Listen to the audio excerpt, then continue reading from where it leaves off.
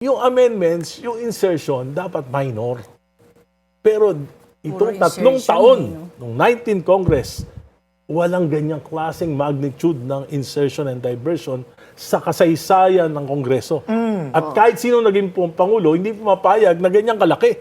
Si Presidente Marcos lang ang pumayag na merong 1.45 trillion na diversion insertions sa loob ng tatlong taon. Yung tatlong budget niya, sinalaula ng Kongreso, pinayagan niya.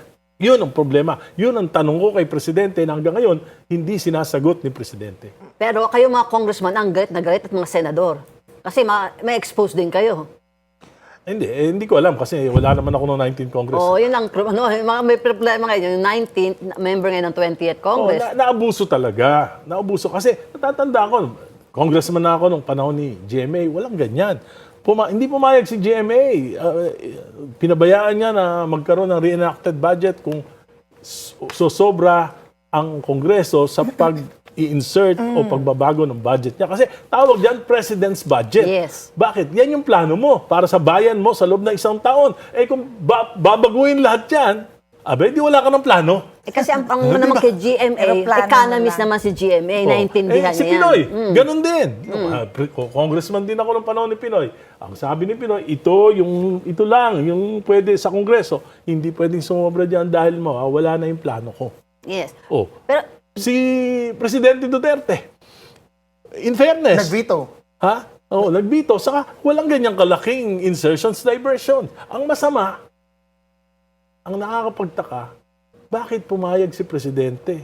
Hindi ba sila nag-uusap? Ang speaker, pinsang buo niya. Alright mga kababayan, mag-react tayo dito sa mga statement ngayon ni Congressman Egay Erice ng Caloocan.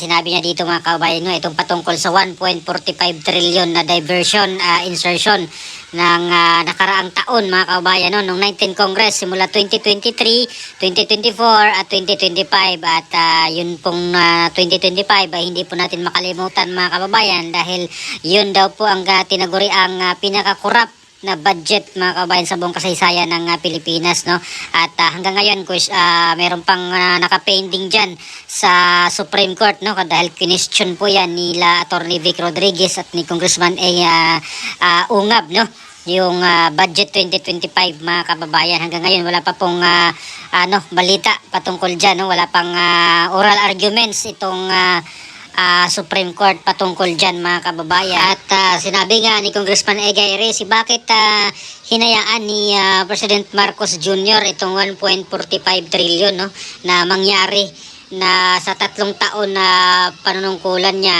ay tila pinayagan niya mga kababayan itong 1.45 trillion pesos diversion insertion sa panunungkulan niya na talagang maapektuhan talaga yung mga prioridad mo dito kung ano po yung mga projects na gusto mong mangyari or magawa ay talagang napakalaking pera ito mga kababayan President's budget nga po ito nung national budget at sa buong kasaysayan ng Pilipinas ay siya pa lang yung presidente ng Pilipinas na may ganito or ganito kalaking insertion 1.45 trillion mga kababayan sa tatlong taon niya na pag-upo dyan sa Malacanang at nagtaka nga dito si Congressman Egay Erice kung bakit hinayaan niya or pinayagan niya kung hindi ba sila nag-uusap ng kanyang first cousin yung dating House Speaker na si Congressman Martin Romualdez dahil itong mga insertion na ito mga kababayan ay never pa pong nangyari sa mga nakaraang presidente in fairness daw sa kay PGMA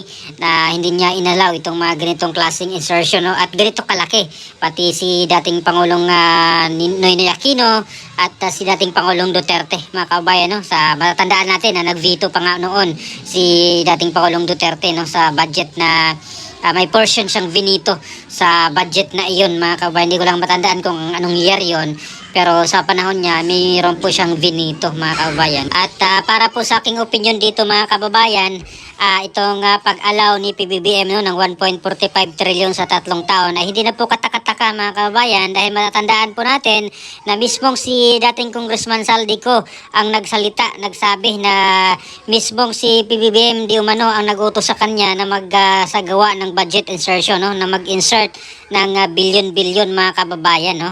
At dito nga po sa report ng PCIJ o ng Philippine Center for Investigative Journalism na si Congressman Sandro Marcos, no, ang presidential son, ang tinaguri ang pork barrel king mga kababayan, no, na merong 15.8 billion na allocables, no? Si allocables na po kasi yung term nila ngayon mga kababayan, no?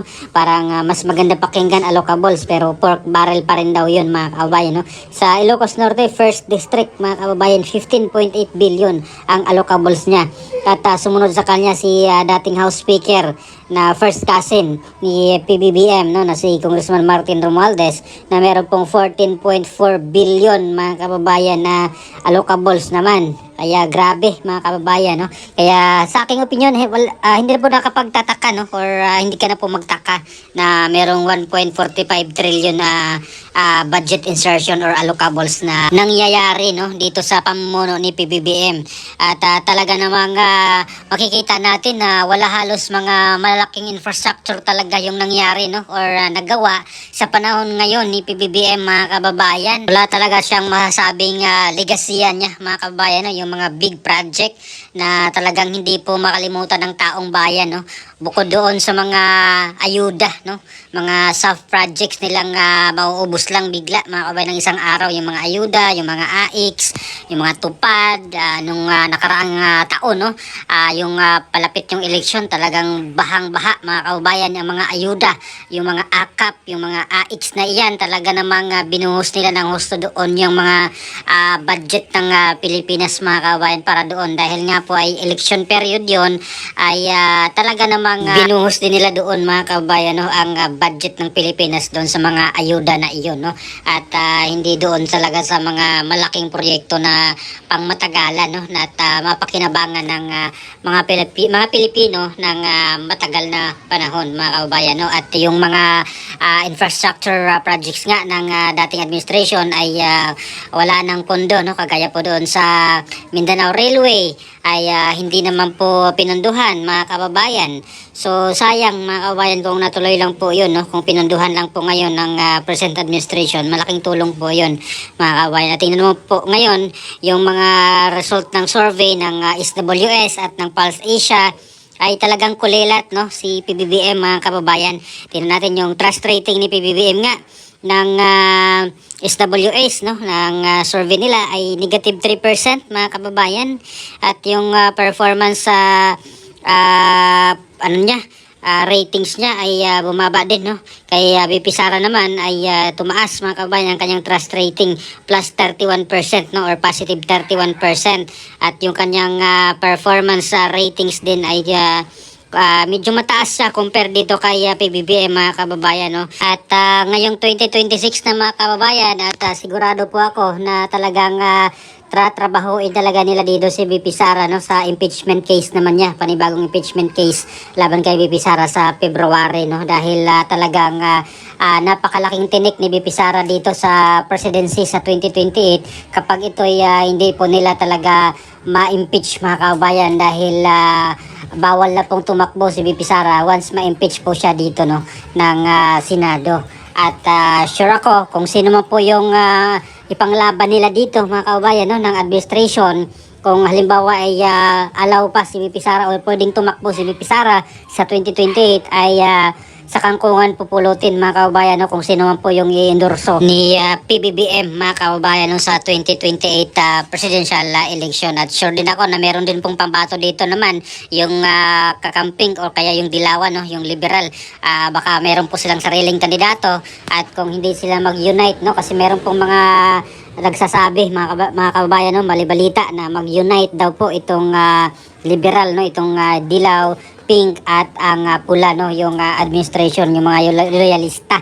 Talagang kanilang haharangin nga itong kandidatura ni VP Sara mga kababayan sa 2028 presidential election, no. At marami pong nagsabi na itong mga nangyayari ngayon kay PBBM, itong mababang resulta ng kanyang trust at performance ratings ay dahil daw po ay poor yung kanyang messaging, no? Sinisingan nila dito si Yussi Claire Castro, no? Yung kanyang spokesperson na hindi effective yung kanyang style, yung kanyang messaging, yung kanyang style nga, mga kababayan. At ikaw ba naman ay imbis na spokesperson ka, ibalita mo lang yung lahat ng mga magagandang ginawa ng presidente, ay iba naman yung ginagawa ni Yussi Claire, no? Parang defender naman siya, mga kababayan, at attack dog nga, sabi ni Manong Chavit Singson.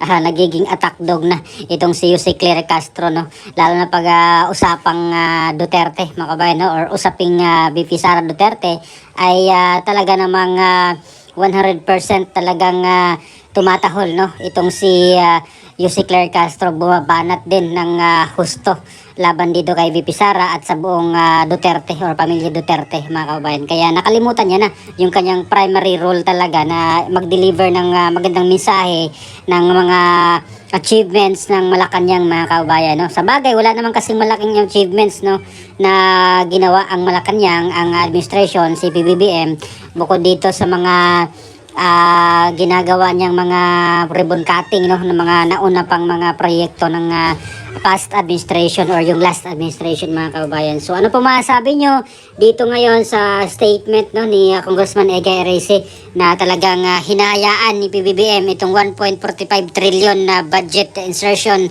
and diversion, mga kababayan, sa panunungkulan niya sa 3 taon, no, sa 19 Congress ng simula 2023, 2024 at 2025. So please comment down below. Maraming salamat. God bless po sa ating lahat.